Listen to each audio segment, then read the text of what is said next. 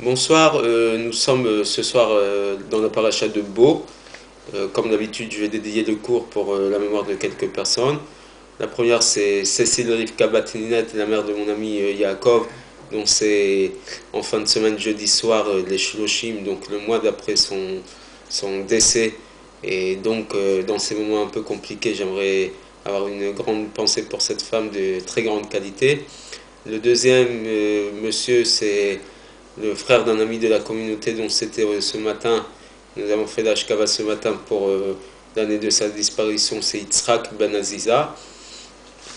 Le troisième, c'est Moshe Ben Simcha, donc Moshe Ben Ayouch, dont j'avais déjà fait le cours la semaine dernière de Ilou Nishmato, c'était hier, donc les 11 mois d'après son décès. Yvonne Bat Miriam, une femme de très grande qualité tunisienne, qui nous a dit Babounia, qui nous a quittés aujourd'hui et dont nous avons fait l'enterrement. Une femme de très grande qualité qui a beaucoup aidé son prochain, qui a eu beaucoup d'amis, hommes et femmes, vraiment de très grande qualité. Et la dernière personne, bien évidemment, une personne dont on n'a pas encore procédé à l'inhumation. Beaucoup de gens à Paris et dans la région parisienne ont bien entendu parler de sa disparition assez tragique, je dois dire, à Aaron Ben Simi et à son épouse et ses enfants. Je souhaite beaucoup de courage dans ces moments qui s'annoncent très compliqués et soyez sûrs que toute la communauté va être solidaire pour aider à la suite des événements. Pour ce qui est des refouot, donc des guérisons, bien évidemment, je mentionnerai en premier mon père David Ben Rachel, qui est assez fatigant encore actuellement. J'ai beaucoup de pensées pour lui, pour sa guérison. Mon oncle Yehuda Ben Rachel, ce monsieur Mike Meyachaim Ben Simcha, dont on m'a demandé depuis plusieurs semaines de prier, qui est en mauvaise santé. Et bien évidemment, tout Nachemla, la tante de Serge, sa maman Esther Ben Rachel, son père Shalom Ben Abraham, son oncle Hamouz Ben Rachel, son beau-frère Yahou Ben Shlomo, et enfin un très bon ami et un cousin de Serge, Moshe Ben Avraham. Donc, comme je l'ai dit, nous sommes dans la paracha de Bo, et ainsi que j'avais dit la semaine dernière, Bo qui en valeur numérique en Gematria, ça fait 3, et ça représente les 3 dernières plaies d'Égypte, celles qui vont détruire et qui vont finir de détruire complètement Pharaon et l'Égypte, puisque c'est à travers ces plaies-là que, après des plaies qui ont frappé les animaux, qui ont frappé l'agriculture, la culture égyptienne, ça va finir par la mort des premiers-nés, guerre fratricide, qui va entraîner une très grande difficulté en Égypte. Mais donc la semaine dernière, je m'étais arrêté sur quelque chose, sur un point qui était donc l'ingratitude de Pharaon, pour lequel Akadosh Baruch Hu donc a décidé quelque part de lui enlever son libre arbitre, parce que même après qu'il a décidé de libérer le peuple d'Israël, ce n'est plus lui qui s'endurcit le cœur, c'est Akadosh Baruch Hu qui finit par lui endurcir le cœur contre son gré, et même s'il décide de vouloir changer de vouloir changer de comportement, finalement quelque part Akadosh Baruch Hu lui enlève son libre arbitre pour finalement le punir comme il le mérite, bien évidemment. Mais il faut quand même comprendre ce sujet, puisque on ne peut pas comprendre qu'un homme, au bout d'un moment, Dieu décide de ne pas lui laisser le libre arbitre, de ne plus décider par lui-même de ses actions, de ses actes. Ça remettra en cause toute l'histoire de l'humanité, notamment il y a 70 ans, nous avons vécu la Shoah. On pourrait dire qu'un type comme Hitler, et ça serait tellement facile d'expliquer qu'il n'avait pas le choix que de détruire le peuple d'Israël. Comment comprendre qu'un homme comme Pharaon, on lui enlève le libre arbitre? Alors on peut expliquer ça à travers une parabole assez sympathique que j'ai vue dans des livres sur justement le Pharaon. C'est que on pourrait prendre la parabole de 2 personnes. Une personne qui est aveugle et une autre personne qui a décidé de se couvrir les yeux, qui a décidé de se mettre un bandeau sur les yeux, ou alors de se mettre de la poussière sur les yeux. Finalement, le résultat, on peut penser qu'il est le même, les deux ne voient pas. Simplement, le premier, celui qui est aveugle, il n'a tout simplement pas de structure, pas de kélim pour supporter la lumière de la vue. Alors que le deuxième, c'est un choix qu'il a fait de se couvrir les yeux et de s'empêcher de voir. Et finalement, Pharaon, c'est un peu le même défaut qu'il a. On peut le voir aussi dans les mots que l'on a utilisés la semaine dernière, où on dit que les béné Israël, au moment où Moshe va dire à Kadosh Baruch Hu, comment veux-tu que Pharaon m'écoute, alors que même les béné Israël ne m'ont pas écouté, Mikotser Ruach ou Mavodakasha, parce qu'ils avaient un dur labeur et qu'ils avaient une étroitesse d'esprit. D'accord? Et nos textes nous disent que ça fait partie des 10 Kalvachomer qui se trouvent dans la Torah. Qu'est-ce que c'est qu'un Kalvachomer? C'est un raisonnement par la fortiori. J'engage deux sujets qui se ressemblent et je me dis que si le sujet le plus léger, il réagit déjà de cette manière, le plus dur a plus forte raison. Et en l'occurrence, pour bien imager, si déjà les béné Israël, c'est ce que dit Moshe Rabbeinu, si déjà les béné Israël, qui sont fils de croyants, qui sont de la même peuplade que nous, ne m'ont pas cru, à plus forte raison Pharaon, qui n'a pas la même émouna, la même croyance qu'eux.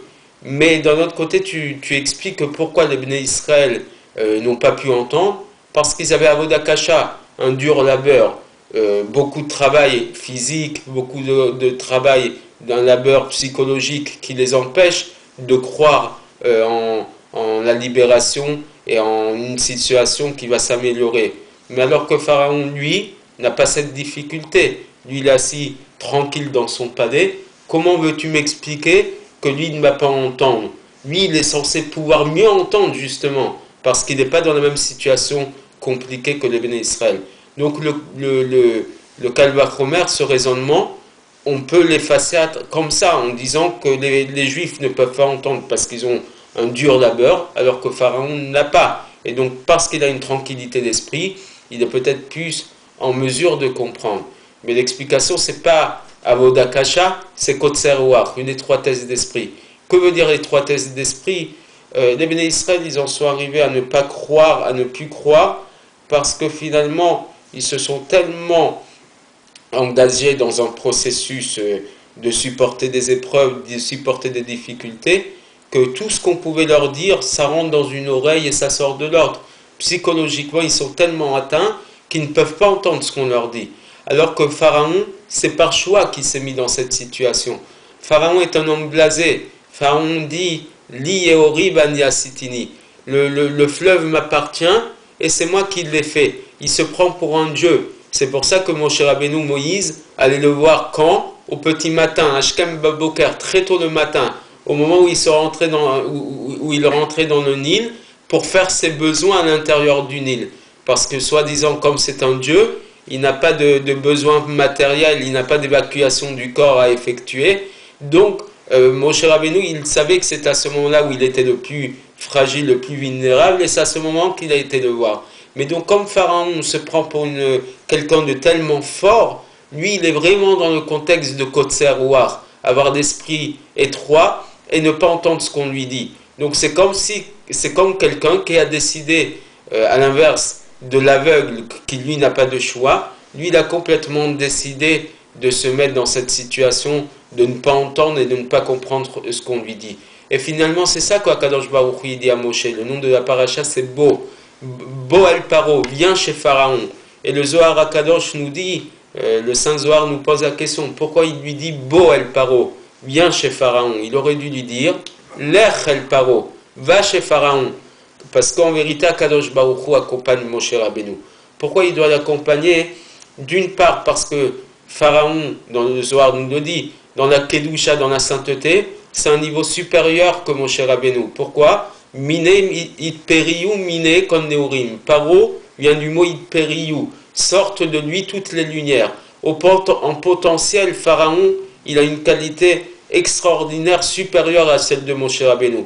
Et donc, Akadosh Baruch Hu, pour que Moshe Rabbeinu soit protégé, il l'accompagne chez Pharaon. Mais de l'autre côté, étant donné que concrètement, Pharaon a décidé de ne pas entendre et de ne pas comprendre ce qu'on lui dit, et c'est d'ailleurs ce que lui dit Hachem, Boel Paro, ki aniach ichbadeti et libo, je lui ai endurci son cœur, dur tellement, alourdi de préjugés, tellement fermé pour tout ce qui est spiritualité, que je t'accompagne. Parce que concrètement, alors que potentiellement il est à un niveau supérieur au tien, concrètement il s'est mis tellement bas que ce que tu lui diras, il risque de ne pas l'entendre. Et c'est pour ça que je vais terminer le travail, moi, Kadosh Baruch Hu, à travers toi, en détruisant son peuple. Nous sommes dans une semaine où, à part la paracha, nous allons vivre un jour qui est le Rosh Chodesh Shevat.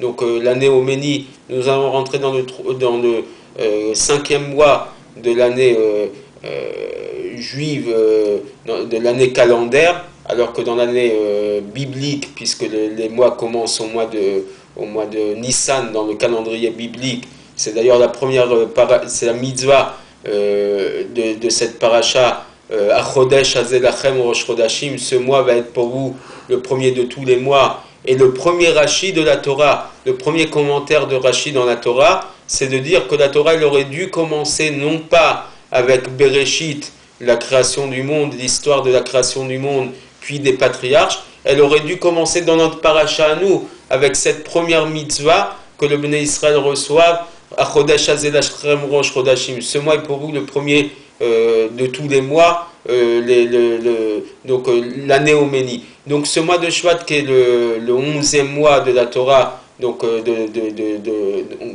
du calendrier biblique, et le 5e mois du calendrier juif actuel, on va vivre dans ce mois-là un jour de grande importance, je pense qu'on aura l'occasion d'en reparler, mais qui est ce qu'on appelle Rosh Hashanah La'ilanot, le nouvel an des arbres, puisque le 15 Shevat va être considéré comme un jour où on va manger beaucoup de fruits, on va faire beaucoup de bénédictions sur les fruits des arbres de la terre, parce que l'homme est comparé aux arbres des champs. L'homme il a la même structure d'une certaine manière, que les mêmes racines que l'arbre. On a tous des racines notre arbre généalogique, bien évidemment, nous avons des racines qui nous ramènent à la nuit des temps, jusqu'au patriarche, jusqu'à l'origine de notre existence. Et finalement, c'est à part le Rosh Hashanah, le nouvel an que l'on fête chaque année, on va fêter ce nouvel an-là. Chez les Goïms, le nouvel an, c'est bien évidemment dans 2 jours, d'accord, puisque nous sommes ce soir le lundi 30 décembre, et demain soir, c'est donc le nouvel an Goï, le nouvel an civil. Beaucoup de gens vont fêter cette journée-là, qui est moins grave de le fêter bien évidemment que le 24 décembre, le soir de Noël. Évidemment, c'est un moment de retrouvailles pour plusieurs personnes, mais nous, notre Rosh Hashanah, notre nouvel an à nous, il a déjà débuté depuis plusieurs mois. On va fêter un nouvel an, donc le nouvel an des arbres. C'est un moment comme je le dis, de retrouvailles. C'est peut-être un moment de bonheur pour certains, puisqu'il faut toujours se trouver des moments de rencontre, des moments où on se voit en famille ou entre amis.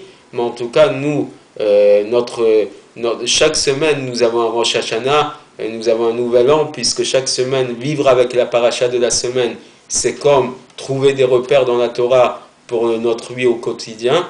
Et donc, pour finir cette année, qui est pour moi une année particulière, puisque ce soir, c'est le bilan, c'est mon premier bilan sur Facebook et sur les cours de cette année. Bien évidemment, on a toujours essayé, depuis qu'on a créé ces cours, on a toujours essayé de les rendre d'actualité. Donc mon actualité, l'actualité de ceux qui m'accompagnent depuis 1 an sur ce cours, et depuis plus de 4 ans que l'on donne le cours chaque semaine avec nos amis, c'est pour moi un moment particulier. Je remercie tous ceux qui me soutiennent. Je suis heureux de compter beaucoup d'amis qui croient en ce projet, et je vous annoncerai très rapidement des nouveaux projets pour l'année en cours et pour les années suivantes. J'espère que vous serez là pour nous suivre, et Bezrat Hashem, que tout ça soit l'Agdil Torah ou la Dira pour la gloire de la Torah. J'espère pouvoir pendant encore longtemps vous accompagner avec ces cours de Torah. Bonne soirée, joyeuse, bonne nouvelle année pour ceux qui le fêtent, et j'espère vous retrouver très rapidement pour des nouveaux cours. Shabbat Tov.